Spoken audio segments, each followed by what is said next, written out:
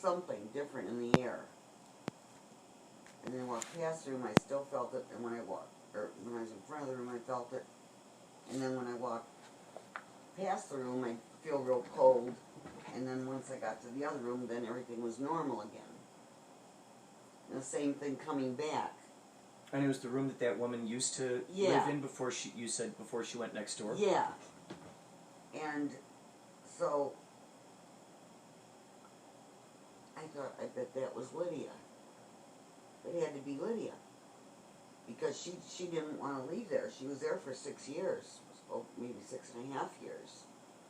And I don't, I know that she never wanted to leave there.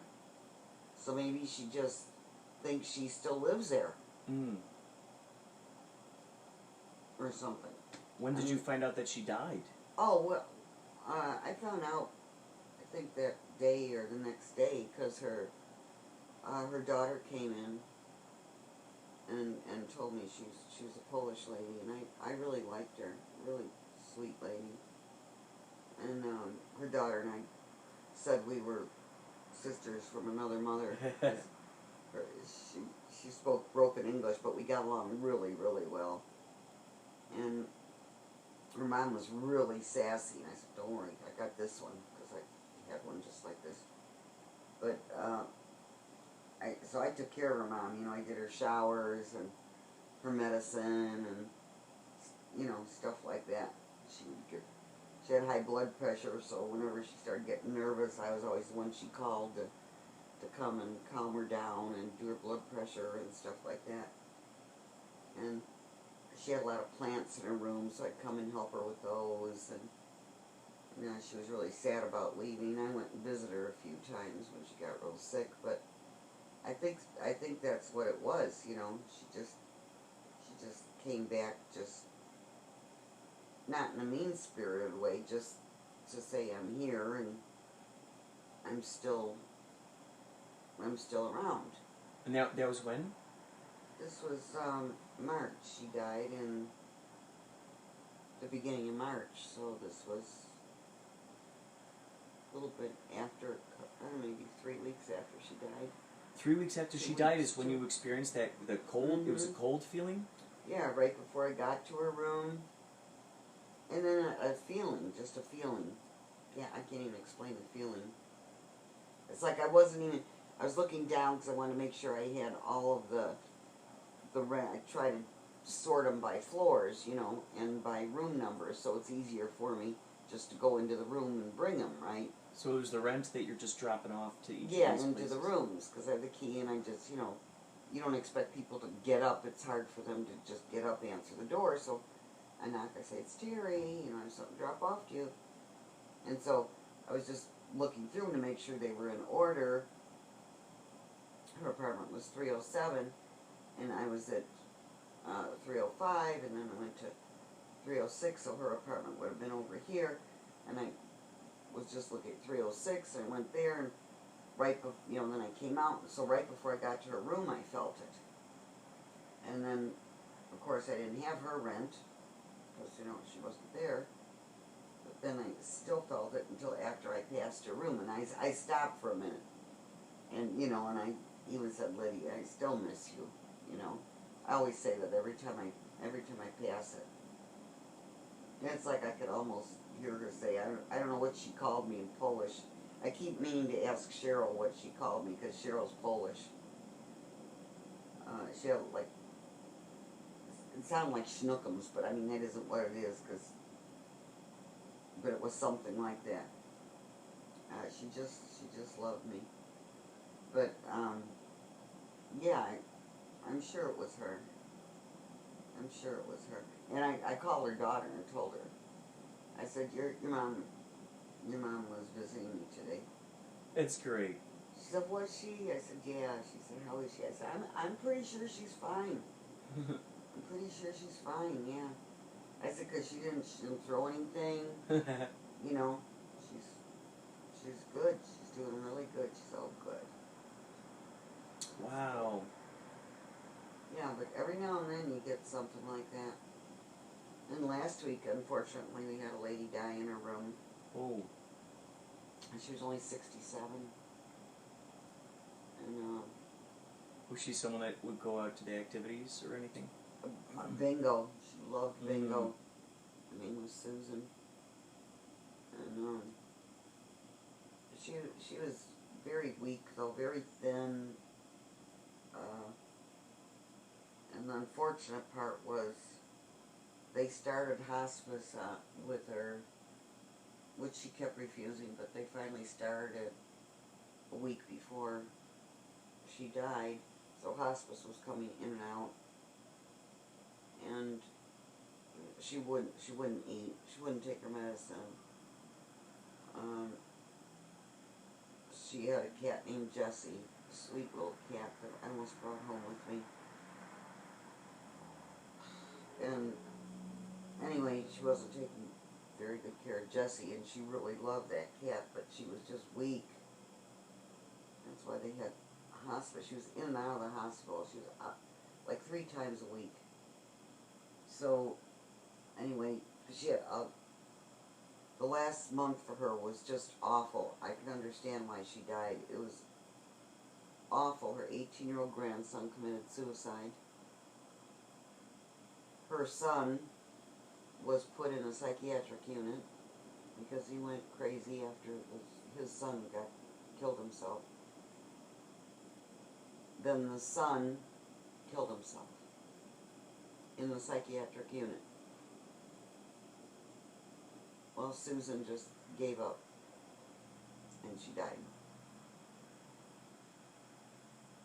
And so the worst part was, well, that was all terrible. But I was going up while she was in the hospital, like I said, like 3 times a week. So every time she went to the hospital, you know, I'd go up and feed Jessie and change the box and spend. Everybody loved Jessie Kitty, and so it's like, who's gonna take care of Jessie Kitty? Because every time something happens to somebody, we've got to figure out what to do with the animals. The families never take them. So That's just crazy that no families take the animals. That's just crazy. there has to be a new thing. Yeah, I mean, they got to write that into the law. I mean, that's just... Yeah, I'm really protesting this. It's... Somehow, it has to be written into their lease, because they sign a lease. And it has to be signed, and the family has to sign it that we will be responsible for, you know, taking care of Uncle's cat if he passes away or he gets too sick and he has to go to a nursing home, or Mom's little dog, or whatever. Because we have had to find a home for 2 dogs and 8 cats. So it's just not fair. So my friend Dina, who took the last kitty that needed a home, not the last one, but one of the kitties, and she already had a cat, she texted me Wednesday in the morning, and she said, my parents are going to kill me, but I love Jessie. She said, can I have Jessie? I said, yeah. Cool. Come and get Jessie. Oh, that's good. So she did. So I hope it works out, because her dad didn't even want her to have the second cat, but now he loves the second cat, and their 2 cats get along great. So I said, you do the same thing. Just keep Jessie separated for, you know, from the other cats for a few days. Keep her in your room, and let them sniff each other under the door, because she has 2 males. You know, they're neutered. Jessie's spayed, but still they have to get used to each other. You know, you can't just throw them together. Did you notice any feeling there, like near her door or anything? No, because she just died. She just died, let's see. She came in Thursday, Wednesday. Oh, this is recent. She just died. She just Oh, died. man. She just died Tuesday morning. the CNA found her. CNA went in to bring her a little bit of breakfast, hoping that she would eat something. And the nurse said, "Are you going up to Susan's in Miami?" One of my CNA friends said, "Yeah, I'm going to see if I can get Susan to eat anything," because the hospice nurse wasn't up there yet. So the nurse said, "Well, let me go up with you because I want to check her, because I know she had a bad night." Report was she had a bad night because she kept calling down here and whatever. And went up there, and Susan was dead on the toilet. So they called the other nurse, and so the two nurses and the CNA carried her into the bed. And she was half undressed, so they put her pajamas on and got her nice in bed, fixed her so anybody that would come could see her before the coroner came to pick her up. But that cat, we don't know how long she was there. So that poor cat was traumatized. That's what I felt so bad about. I wanted to bring Jessie home. I'm glad he went to a good home. Yeah, Dina will take good care of him. She will. She's having so much fun with the other one. The other one she took was one of our ladies who we all fell in love with. Her name was Pauline. She had leukemia, and she had a black cat with a little star-shaped white mark on its head, and that's what his name was Star. So when Pauline, would have her bouts of really being sick, we'd all spend extra time with Star, playing with him. Oh, cool. Taking him down the hallway for exercise at night, because that's when I was working till 10 o'clock, and Dina worked with me. And playing with him, he loved the paper garbage bags. Oh, he loved those. I'd bring him catnip, I bought him toys, I'd bring him treats. And then Pauline said, then I almost brought Star home. Can one of you girls, he loves you so much, and Pauline really loved us too. We would go up there even if, as soon as we'd have a minute. If we were done doing all of our chores, even if we'd already showered her or whatever the deal was, we'd still find time to go back up there to visit Pauline. She was so sweet, never complained. She was only worried about Star. She had nobody else in the world. And would one of you girls promise me, I know it's a big thing to ask, but would you promise me that you'll take Star? He needs to have a good home, and he loves you, and she said, I couldn't stand it if he went to a shelter. He's 6 years old now, and I'm afraid that he won't get adopted. We said, Pauline, we will find a very good home for him, a very good home. One of us will, don't worry, one of us will try to take Star. And, Dina and I talked about it, and she said, well, the last cat I brought home, that didn't work out so well. She had to bring it back. She said, but, let me give it a try. So the last time that you saw the ghost, what was the time before that you had a feeling of, some kind of paranormal activity going on?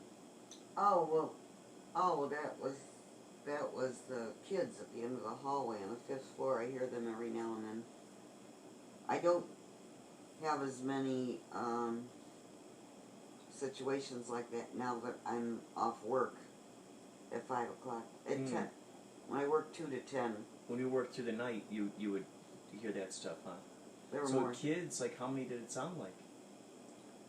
A bunch of kids playing, 5 or 6. Far away, laughing. Was there ever a time where, as you got closer, it got louder? Or did it always sound far away? No, it always sounded far away. it was at the other end of the hall, because I try to, like, just, you know, quietly walk, like, close to the wall down there, but it always sounded far away. And then if I got closer, then all of a sudden it would just disappear. What were some of the other stories that some of the other The drumming. inhabitants heard? Drumming? Drumming. At night? Yeah. Drumming at night. And it sounded like it was coming from a fifth floor, up above the fifth floor. And I kept telling the lady, she called me in her room, Terry, I know people think I'm crazy. I'm thinking, well, you are a little crazy. But come in here, you'll hear it now. I turn off the light. Come in and we'll turn off the light. You can. Only happens when I turn off the light around this time. Wow. Okay. So I'd go in there, we'd have to be very quiet, and you would hear this far away, like Indian drums, but they sound like they were coming from up here. Above you? Mm-hmm. Up in like a attic or something, but there's no attic. Wow. And she was a very religious person. Was she the lady that you walked through the hallways with holy water or something? No, Cheryl. Cheryl Oh. and I do the holy water. I told her we'd do that again before she leaves. A lot of weird things going on, we gotta do that. She's okay. So she's gonna get some holy water from her church. So when you did that first time, who was... You said you had a few of you with you, right? The first time, my boss, well, Cheryl and I did most of it. And my boss, who was Judy at the time, she's not there anymore now, the head of nursing, director of nursing, and the compliance manager, who's the insurance person, they went through some of it, and then we went through all the rest of it. I remember you telling me you had a couple of residents with you who, it was like, that you went like as a team or something. No, the residents didn't do the holy water with us. Oh, gotcha. No, we didn't even tell them anything that was going on, because we didn't want to freak anybody out. But, you know, like I told you, I used to hear at night, I'd be down there like the last half hour by myself, you know, putting all my notes in the computer. And I'd hear somebody whisper my name, like calling me down the hall. Wow. And I'd look, because usually that door was open and the other girls were upstairs. And it would just be a whisper. Wow. And I'd look, it's like the window was closed, so nobody's calling me from the window. I'd hear it a couple more times, I'd get up and I'd look, nobody's there. I'm like, okay then. You know, or the chair next to me would turn. Now it was there for 10 minutes, not moving. All of a sudden, it turned. I'm like, okay, Arnie, that's enough now. This is getting ridiculous. You know, I think that was him. Because... Uncle Arnie playing yeah. But the whispering wasn't him. Because he would have called me Sister Nurse. That's what he always called me. But I said, okay, enough with the chair already. Now, a couple times, one of the CNEs walked in and they heard me say, okay, enough with the chair already. And they just cracked up. Is your brother here again? Yes. Okay. Okay, can I sit down or will I sit on? He'd probably like it if you sat on him. I don't know. He's just feeling frisky tonight. Probably wants to go out dancing or something. So, yeah, but I think that's him. But nothing, like, a lot of them won't even take the stairs down because they're afraid something's going to happen. Oh. I said, no, they're all friendly spirits. They're not, nobody's gotten hurt, and You don't have to worry about that. You just go up or down the stairs, say I have to go do my work, and you're not allowed to be here. So no one else has, aside from that other person, like no one else has experienced any of these sounds or anything? Not lately. Well, a few of the people that used to aren't there anymore. They don't work there anymore. So the lady who heard the drums, like you, Yeah, she's not there did anymore. she ever confirm? Did anybody ever confirm, like, oh, I heard that too, or no one ever discussed this or anything? Mm-mm. Wow. And we just, she told the executive director, he thought she was a little crazy. I said, well, I heard him too. He just looks at me like, well, you know, and I thought, just saying, if she talks about drums, I mean, I did hear something. So, and now one of the residents is saying she hears loud music coming from down the hall at 4 in the morning. Wow. Well, the CNAs check the halls every hour on the hour through the night, the hallways and the stairwells. They don't hear anything. So, is it just her? Is she imagining it? Is her nighttime medicine too strong for her and she's hallucinating? Is it, I don't know, is it someone's alarm clock going off and, you know, plays music? Nobody else has heard it. But she says, I'm getting sick of this, Terry. I'm not getting any sleep. I'm like, well, Wow. we don't know where it's coming from, dear. Does she ever point in the direction from where it's coming from? And like, so the CNA's like, do they? They say as soon as you hear it, call downstairs. We'll come up. And she does that? Well, by the time they get up there, they don't hear anything. Oh. So. Boy. It's so fascinating that you've come across all these various stories in there, you know? I mean, who knows who else is going to show up? Hi, this is Martha from Martha's Place. Thank you so much. It is great to hear from you. Thank you for calling in and checking in on me. We are continually connected. Take care and all the best. Thank you, Martha's Place, for that awesome message. I'd got my buddy Carl Sagan to leave her a message on her podcast, and that was really kind of her to respond to that. Many of these celebrities, so to speak, will leave nice messages for people, and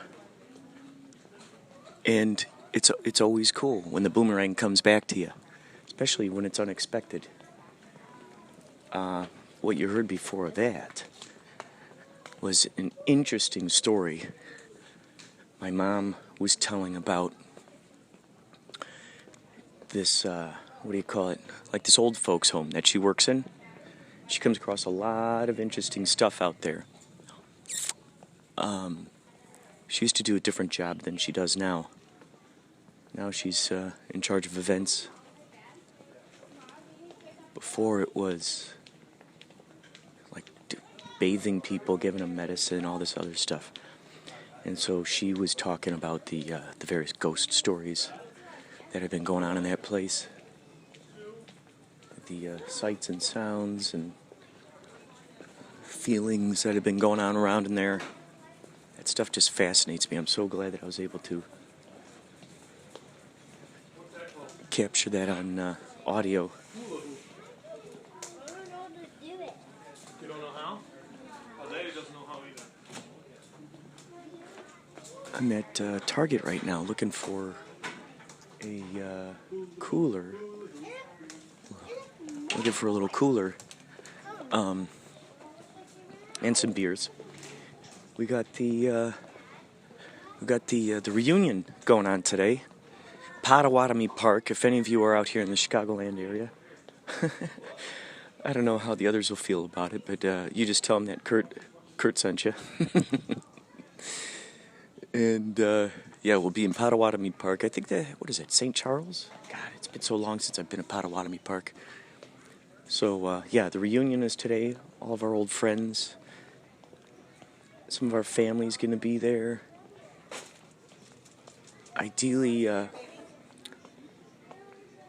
my plan is to get some really good podcasting going on out there. Get some interviews with these guys.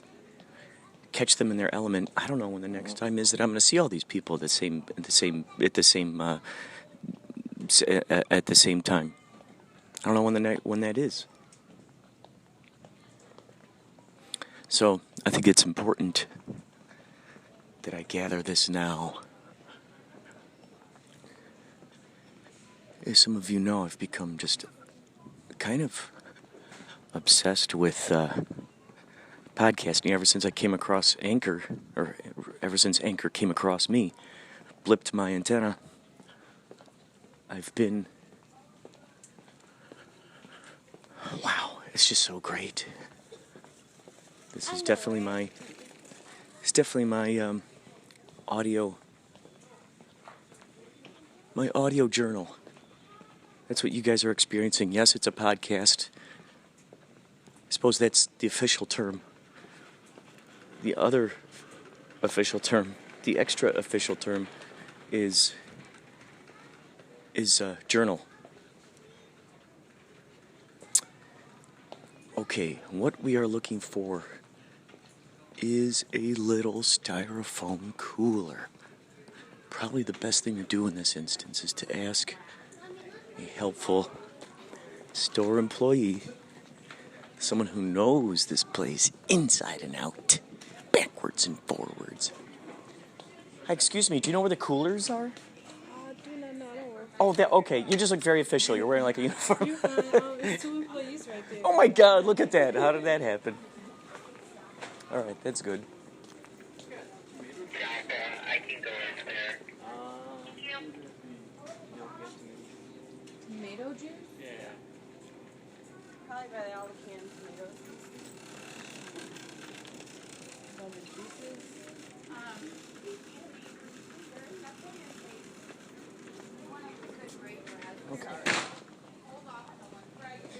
Okay, so somewhere around these parts, she directed me to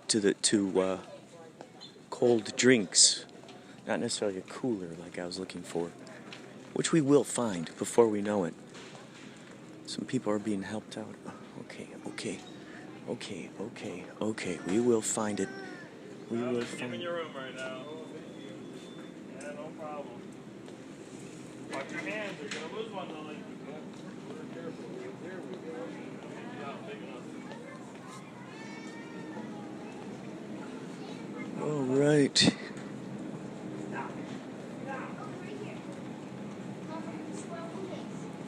It's interesting how a lot of these locations are becoming like. Oh, excuse me, sir. Do you know where I would find like a styrofoam cooler?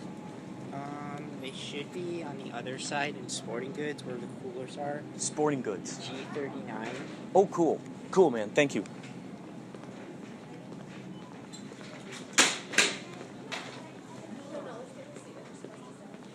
Sporting goods, where the coolers are. That's the best place to find the coolers, right? The sporting equipment. Why didn't I think of that? Here I've been searching around in the shirts and pants. And before you make a TSA joke, no, I do not belong to the TSA, although I have been found in the shirts and pants.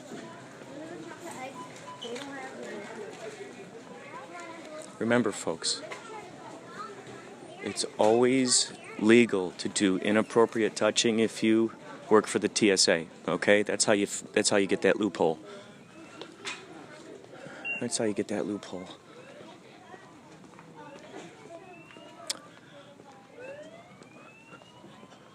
Isn't that great? All the sights and sounds, right? That's the other exciting part about this podcast. I get to bring you with me. Something that John Garside reminds me of. He's like, wow, it's like we're right there with you. We get to experience this thing with you in real time. And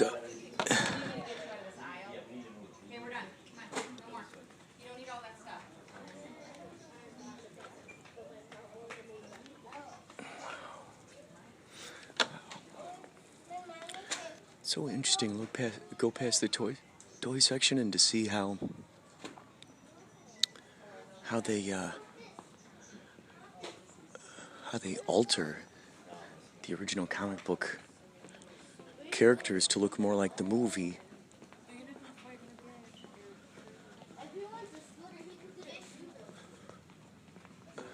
G. Oh, G. It's a G something.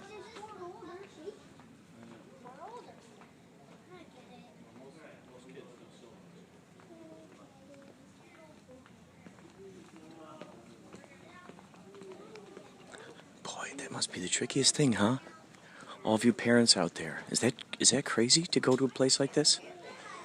They immediately want to go to the toy section, right? I know I would want to. In fact, I still do.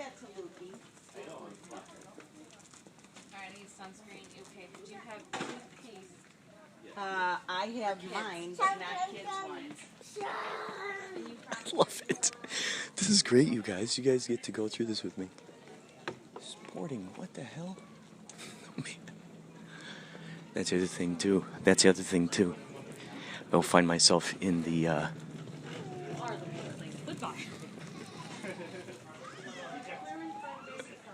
I find myself...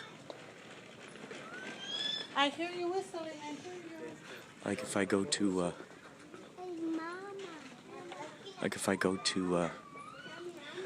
the grocery store or something, anywhere, and I'm on the phone, I completely lose. Does this happen to you guys? I completely lose my sense of where I'm at. Where am I? Now look at this. We happen to have pottery here. Succulents in the back of dinosaurs. Have you ever seen that, folks? It's amazing. Tyrannosaurus Rex with plants growing out of its back. Hybrid, prehistoric plant creatures coming to you live.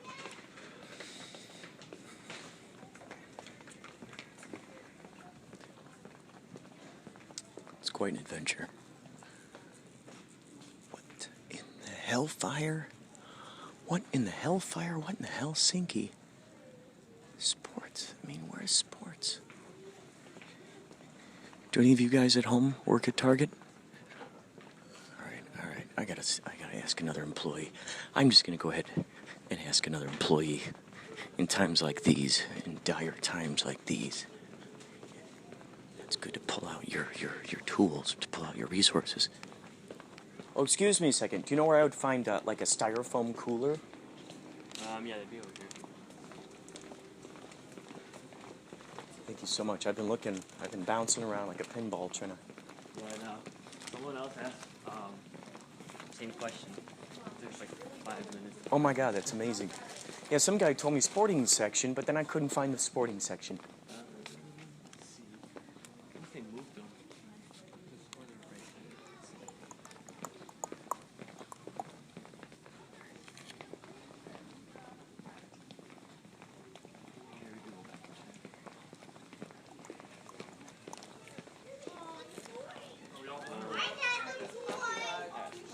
Okay. Oh, that's all right.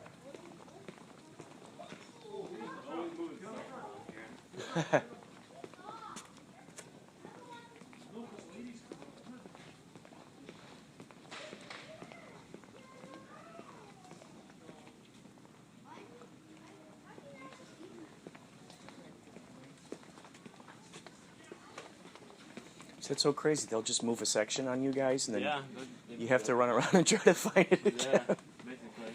Especially now with all the like back to school stuff, right? Oh my God, they must rearrange a whole bunch of stuff for that. Yeah, all the stuff around here is always moving.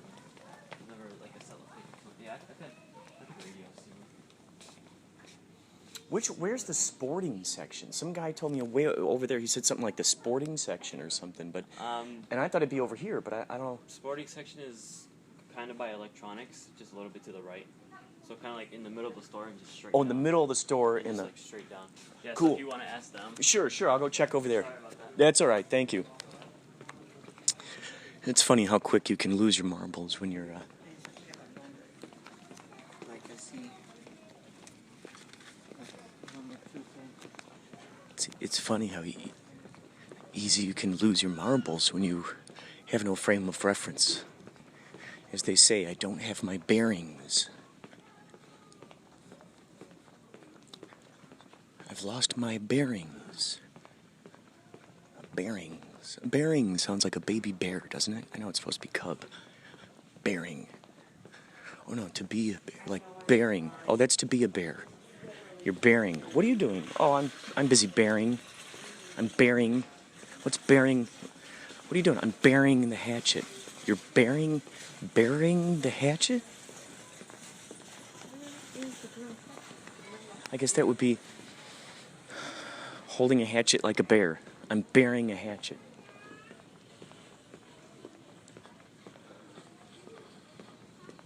Alright, so now we're walking towards electronics. Sporting goods. Okay. This feels good. This feels really good. Over here in sporting goods. And okay, I see some coolers. I see them. These the only ones? Oh God. $60 coolers. That's not, there's gotta be other coolers here. We don't need $60 coolers. Styrofoam. We're looking for styrofoam here, folks. Something simple. Something simple. $18. Just want to find a nice styrofoam. Oh! Ask and ye shall find. Wait. These styrofoam coolers are more expensive than the plastic coolers over there. What is the deal with that? What is the deal with that?